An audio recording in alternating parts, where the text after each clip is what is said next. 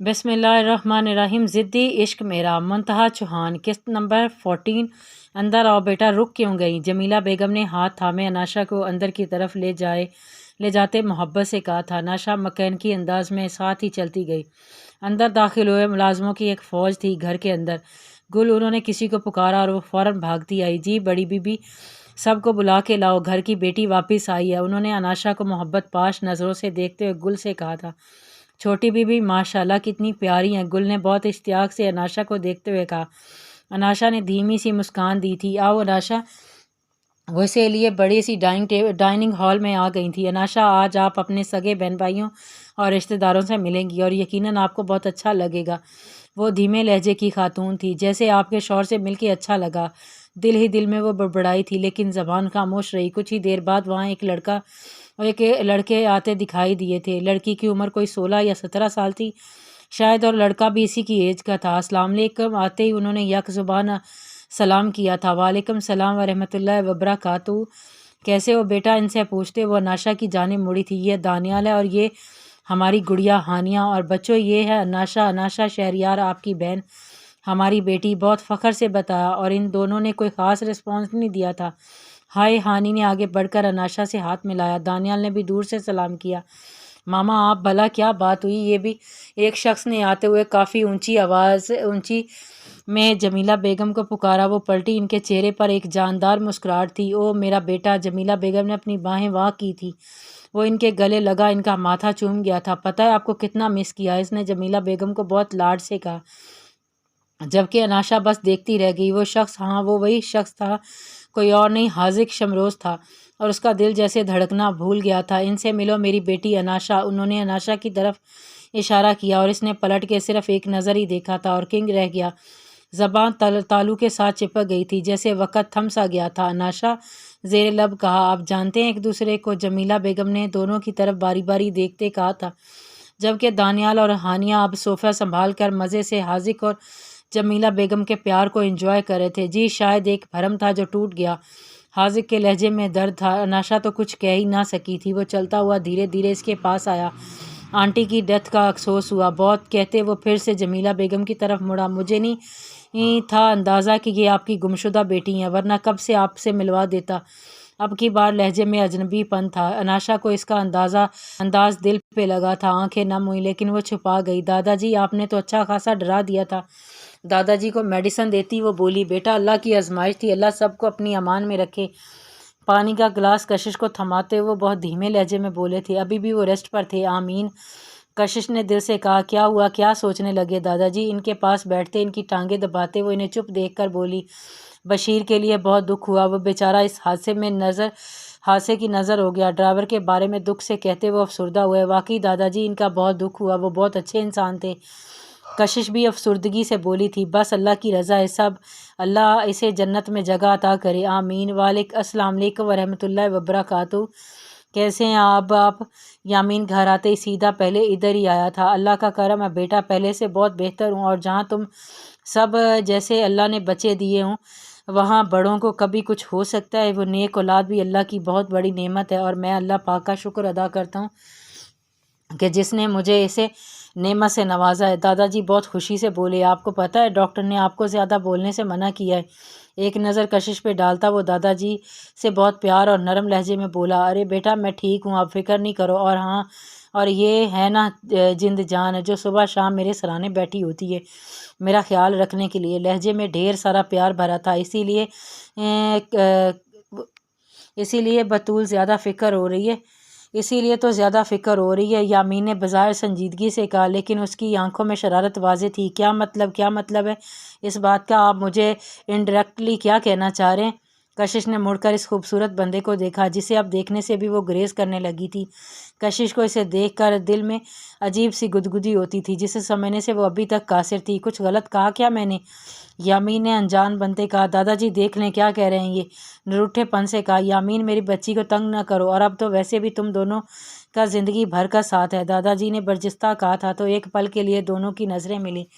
لیکن کشش نے فوراً ہی ہٹا لی تھی۔ جس بات سے وہ زیادہ بچ رہی تھی دادا جی نے وہی بات یامین کے سامنے چھیڑ دی تھی۔ اس کا دل عجیب ہی لے پر دھڑکا تھا۔ کشش بیٹا، آج دادا جی کے لیے گرین ٹی نہیں لائیں؟ دادا جی نے ایک دم سے ٹاپک بدلا۔ جی ابھی لے کے آئی، بس 5 منٹ میں۔ کشش نے وہاں سے فوراً نکلنے پہ شکر ادا کیا تھا اور یامین کی نظروں کی تپش محسوس کر سکتی تھی۔ وہ اس پہ جذبے سے کے جذبوں سے پہلی بار اشکار ہو رہی تھی۔ وہ نہیں جانتی تھی یہی جذبے بہت جلد جنون میں بدلنے والے ہیں۔ یامین پتر، جن حالات میں نکاح ہوا ہے نا، بے شک وہ وقت مناسب نہیں تھا۔ دادا جی نے یامین سے بات شروع کی، لیکن اور کشش نے دونوں نے میرا مان رکھا۔ وہ لمحہ مجھے کشش کے آگے بے بس کر گیا تھا۔ میں صرف اسے محفوظ کرنا چاہتا تھا، باخدا نہ تمہارے ساتھ کوئی زیادتی کرنا چاہتا تھا اور نہ کشش کے ساتھ۔ دادا جی کیسی باتیں کر رہے ہیں آپ؟ کیسی زیادتی؟ یامین نے انہیں ٹوکا۔ آپ ہمارے بڑے ہیں، آپ کا ہر حکم سر آنکھوں پر۔ دادا جی کے ہاتھ تھامے وہ ایک جذبے کے عالم میں بولا، پتر تم دونوں نے ہی ہمیشہ میرا مان بڑھایا اور مجھے یقین ہے مجھے آگے بھی کبھی شکایت کا موقع نہیں دو گے۔ دادا جی نے اپنی بات جاری رکھی، انشاءاللہ دادا جی۔ یامین نے یقین بھرے لہجے میں کہا، تو ٹھیک ہے، پرسوں کشش کی 18ویں سالگرہ ہے، تو میں چاہتا ہوں اس کی سالگرہ کے دن کو ہی یادگار بنا دے۔ مطلب؟ یامین سمجھا نہیں۔ مطلب اس کی سالگرہ کے دن ہی داداور اور کرن کے نکاح کے ساتھ کشش کی رخصتی کر دی جائے۔ دادا جی نے تو آرام سے کہہ دیا، لیکن یامین تو سن ہی ہو گیا تھا، لیکن دادا جی کشش تو ابھی پڑھ رہی ہے، اس کی تعلیم ابھی ادھوری ہے۔ یامین کے اس جواب پر جہاں دادا جی کے چہرے پر مسکراہٹ ابھری، وہیں باہر دروازے کے ساتھ کان لگائے کھڑی کشش بھی چونکی تھی اور دل ہی دل میں یامین کی بات سے بہت خوش ہوئی تھی۔ پتر جی، کیا آپ کشش کی پڑھائی کے خلاف ہیں؟ نہیں دادا جی، یامین فوراً بولا۔ پھر شادی کے بعد مکمل کر لے گی؟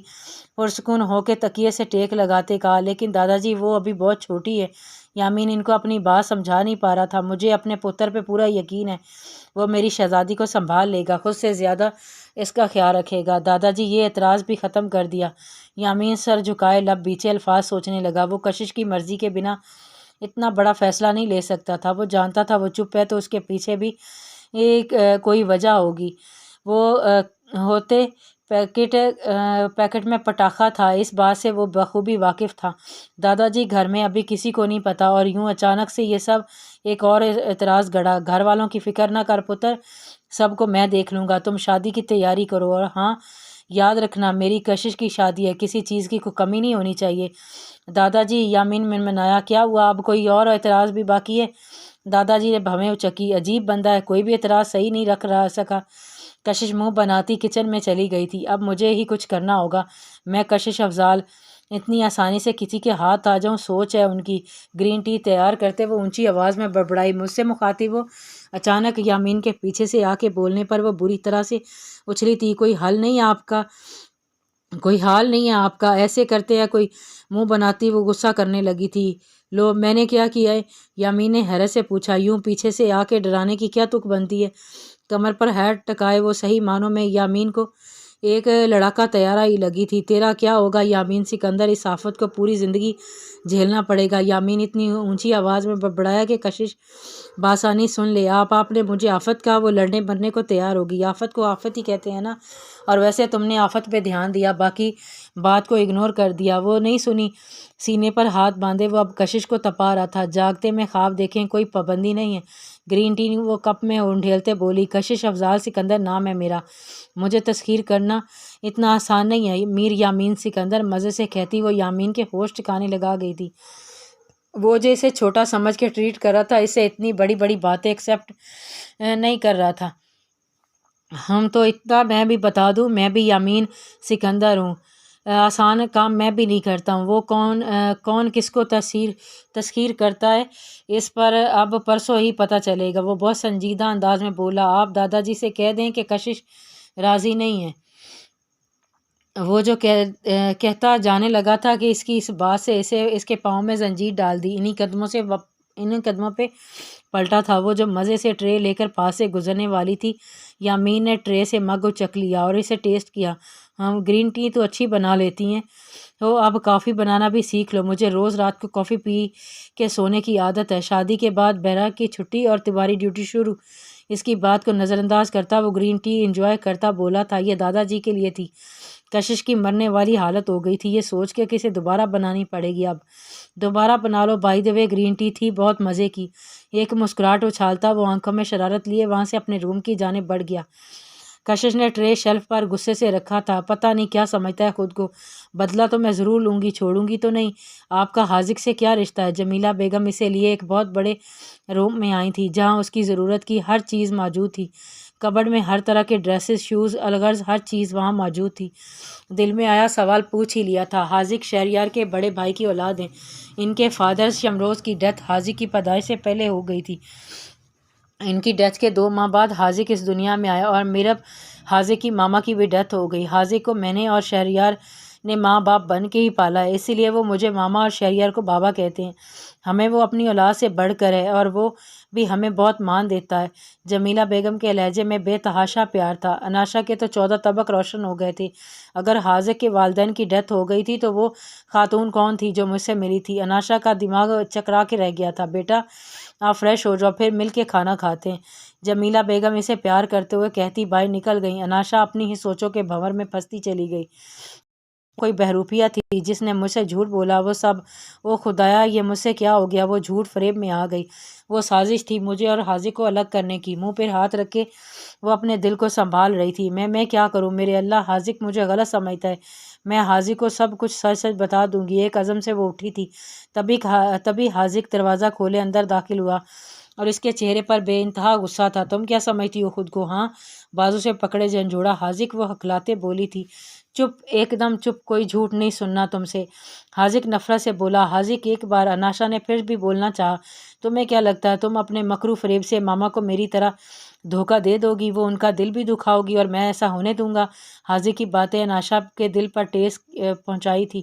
کیا مطلب؟ میں کیوں انہیں دھوکہ دینے لگی؟ دھوکہ دینا تو تمہاری فطرت ہے اناشا فردوس، تم ماما کی بیٹی نہیں ہو، جھوٹ بول کے تم ان کے ساتھ آئی ہو۔ سب جانتا ہوں تمہاری دھوکے باز فطرت کو۔ اتنے بڑے الزام پہ اناشا کنگ رہ گئی۔ ایسا کچھ نہیں ہے، اپنی صفائی دینی چاہیے۔ منہ بند، تم جیسی دھوکے باز کو میں اس گھر میں رہنے نہیں دوں گا اور بہت جلد تمہارا اصل چہرہ سب کے سامنے لاؤں گا۔ اس دن ماما خود تمہیں اس گھر سے دھکے دے کر نکالیں گی۔ حاذق پھنکارتا اس کا بازو جھٹکے سے چھوڑتا دور ہوا۔ اناشا نے اپنی بے اختیار اپنے بازو کو دیکھا تھا، پکڑا اور اس پہ دوسرے ہاتھ کا دباؤ ڈالا تھا۔ حاذق اسے یوں تکلیف پہنچائے گا اس نے کبھی سوچا نہیں تھا۔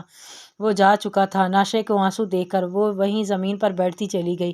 وہ اتنا زیادہ ناراض ہو جائے گا اسے خبر کہاں تھی۔ ایک چھوٹی سی غلطی پر وہ مجھے چھوڑ گیا، جیسے صدیوں سے میری غلطی کی تلاش میں تھا۔ 1 منٹ رکے، میری بات سنیں۔ کشش نے یامین کو گاڑی میں بیٹھتے دیکھ کر فوراً سے روکا۔ کیا ہوا؟